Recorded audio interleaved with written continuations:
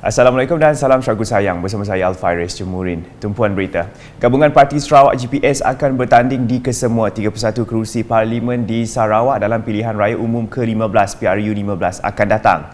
Pengurusinya Datuk Patinggi Tan Sri Dr. Abang Abdul Rahman Zohari Tun Datuk Abang Openg berkata ini berlandaskan kepada satu perjuangan iaitu Sarawak diutamakan.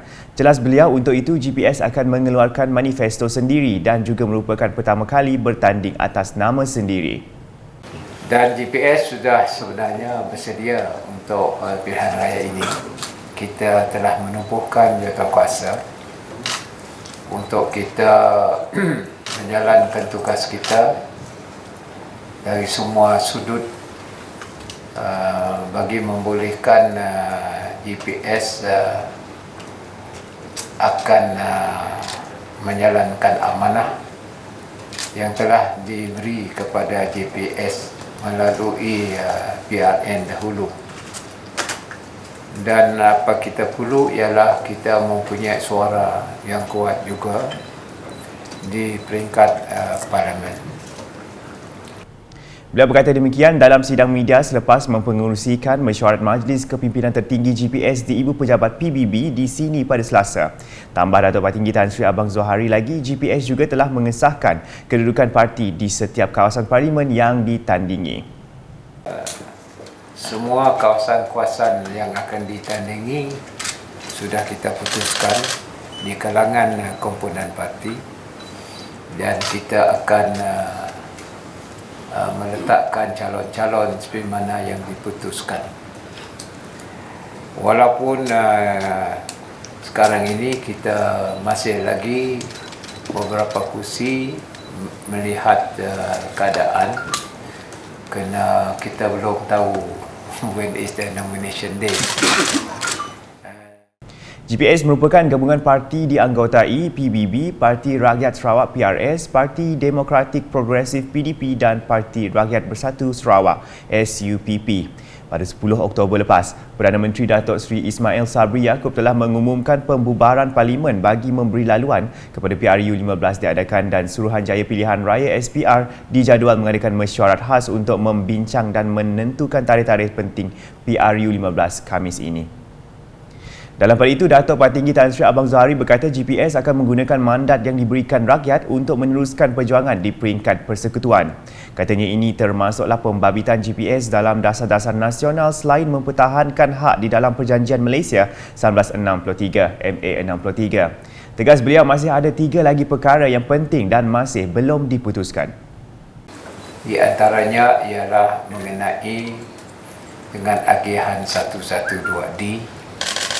Walaupun rakan kita mungkin sudah menerima, kita berteraskan kepada formula. Yang keduanya ialah administratif dari sudut our court of law. Kerana dulu kita ada Borneo High Court. Maka kita taklah rujuk perkara itu ke dalam perundangan kita. Dan ketiganya iaitu jabatan-jabatan teknikal yang harus diiktiraf sebagai jabatan yang akan melaksanakan projek-projek federal di Negeri Sarawak. Those are the three. Menurut Datuk Patinggi Tan Sri Abang Zohari lagi, walaupun masih ada beberapa perkara melibatkan pentadbiran masih dalam perbincangan, tetapi 3 perkara ini akan diberikan keutamaan. Dalam perkembangan berkaitan, Datuk Patinggi Tan Sri Abang Zohari berkata GPS masih belum membuat sebarang keputusan mengenai gabungan parti dari Semenanjung yang menyatakan hasrat untuk bekerjasama dengan GPS. Menurut nama you kaca tu, semua orang ada, tapi kita dengar lah. Ya, apa kata orang bergerek bergerek tu. Ada apa dah diputuskan. Yang bergerak aja. Bergerak aja lah. Tapi saya dah tunang saya dah. Tunang saya dah. Belum kahwin pun. Mungkin tunang buat kahwin. Kita nanggal juga. Orang tunang tu boleh jadi putus juga. Ada. Okey. Berita seterusnya, penganjuran Hub Inovasi Teknologi InnoTech Hub sempena Hari Terbuka Institut Penyelidikan dan Fakulti Alam Bina 2022 Universiti Malaysia Sarawak UNIMAS menjadi platform untuk mendedahkan masyarakat mengenai manfaat digital ekonomi. Timbalan Premier Sarawak Dato' Seri Profesor Dr. Sim Koo Hian berkata, pelancaran Innotech Hub ini juga bertujuan menyediakan ruang kepada para penyelidik dalam menjalankan pembangunan produk penyelidikan, ekosistem penyelidikan dan juga inovasi. Beliau yang juga Menteri Kesihatan Awam, Perumahan dan Kerajaan Tempatan Sarawak juga yakin hub tersebut akan membantu usaha mentransformasikan digital dan inovasi yang menyokong strategi ekonomi digital Sarawak.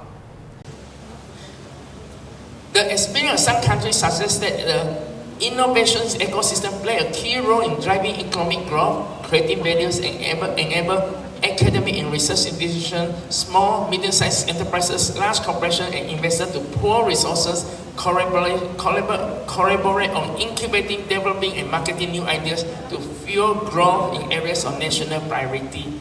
The quadruplet helix of academia, industry, government, and community will require new ways of working in a collaborative manner. Singapore basically survives on non-resources, and Sarawak has resources. So why we are not more prosperous than Singapore? Less population, So as a result, we have to learn from Singapore being entrepreneurs, and Singapore government realize how important Sarawak government is in making sure that the 3 generations of leadership to meet with us, because it's a continuity. But all this we have to learn. Beliau berucap demikian semasa merasmikan program itu di Unimas pada Selasa. Ujarnya, hub itu turut menyediakan kepakaran digital yang akan meningkatkan produktiviti di semua sektor ekonomi. Pada majlis berkenaan, beliau turut menyaksikan pertukaran dokumen Memorandum Persefahaman MOU di antara Unimas dan UKISS Teknologi yang diwakili Timbalan Naib Chancellor Kajian dan Inovasi Profesor Dr. Wan Hashim Wan Ibrahim dan Wakil Ketua Pegawai Eksekutif UKISS Teknologi James Gunn. Paparan selanjutnya, Kerajaan Sarawak amat mementingkan penguasaan bahasa Inggeris dalam kalangan rakyat tempatan. Bagi mencapai matlamat itu, Menteri Pendidikan Inovasi dan Pembangunan Bakat Sarawak, Datuk Roland Sagah Wiin berkata, salah satu usaha Kerajaan Sarawak ialah melaksanakan pengajaran dan pembelajaran sains dan matematik dalam bahasa Inggeris di peringkat sekolah rendah.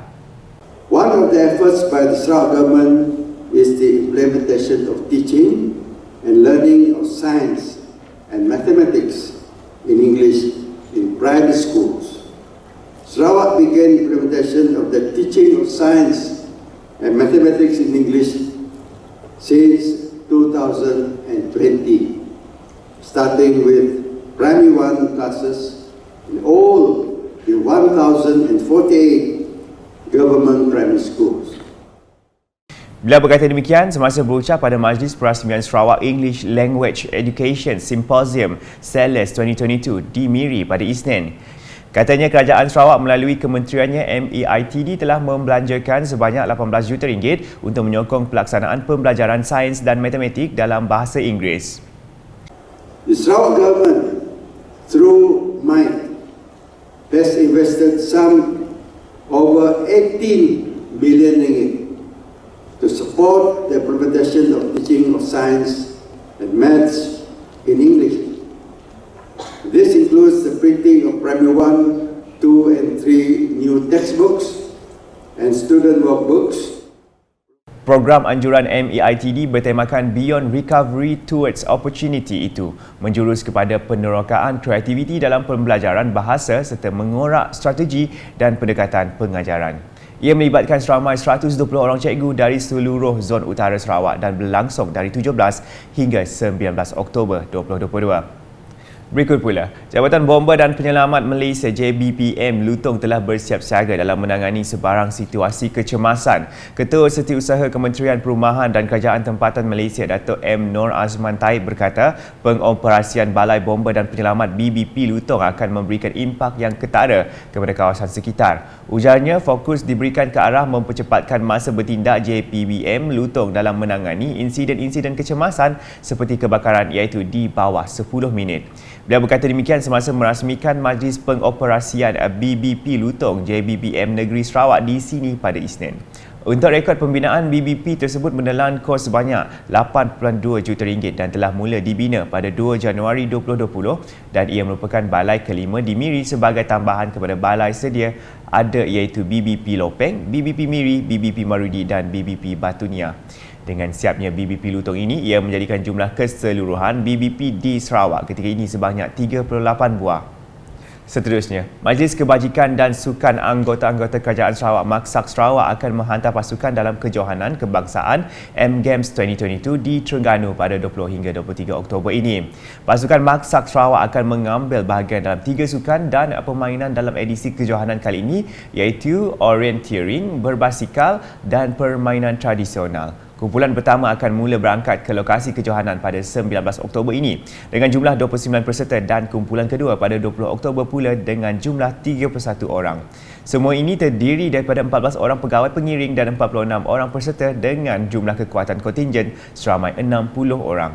Untuk rekod bagi pencapaian lepas, pasukan orienteering berjaya mendapat tempat keempat. Sukan berbasikal pula baru dipertandingkan manakala bagi permainan tradisional, pasukan Maksak Sarawak mendapat anugerah khas. Berikut merupakan permainan tradisional yang dipertandingkan iaitu congkak, seremban, dam aji, sepak raga ratus dan menyumpit. Manakala acara berbasikal pula ialah Individual Criterium, Individual Time Trial (ITT) dan Team Time Trial (TTT). Bagi orienteering pula, pasukan Maksak Sarawak mengambil bahagian dalam kategori lelaki terbuka, wanita terbuka, lelaki veteran dan wanita veteran.